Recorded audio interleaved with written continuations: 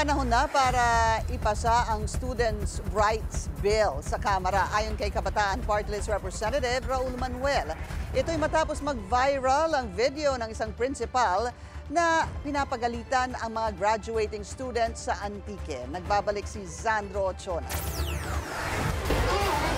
The diploma that I signed in the diploma jacket, because they will be getting that in the office, one by one. Oh, anal?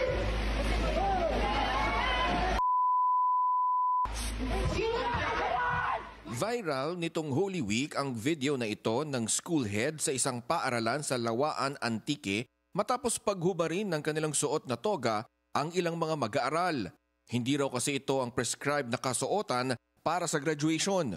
Hindi ito madaling tinanggap ng ilang mga estudyante. Sa isang pahayag, binigyang diin ng DepEd na minomonitor nila ang naturang insidente at sinesiguro ni Secretary Sonny Angara na agaran itong mahahanapan ng solusyon. Ipinakita rin ng DepEd ang panuntunan nito sa graduation ceremonies at ang graduation guidelines para sa school year 2024 hanggang 2025 na pirmado ni Angara at walang nakasaad na bawal ang pagsusuot ng toga. Dahil sa insidente, tingin ni Kabataan Party List Representative Raul Manuel na agawan ng moment ang mga magtatapos na estudyante. Nakikisimpatya tayo sa mga estudyante tsaka mga magulang at mga loved ones ng mga gumraduate. Kasi moment dapat nila yun pero inagaw ng principal yung spotlight nila.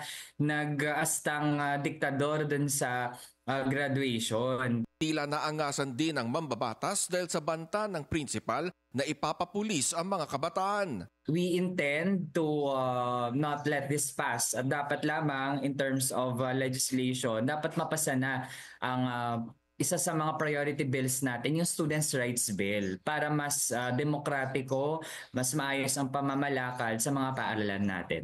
Sa ilalim ng panukalang batas, isinasama sa pagdedesisyon sa mga aktibidad sa eskwelahan ang mga estudyante at sinisiguro ang karapatan nilang makapagpahayag.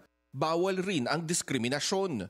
Yun nga lang, nakabinbin pa rin sa House Committee on Higher Education and Technical Education ang panukala at hindi pa malinaw kung may hahabol na maipapasa bago matapos ang 19th Congress.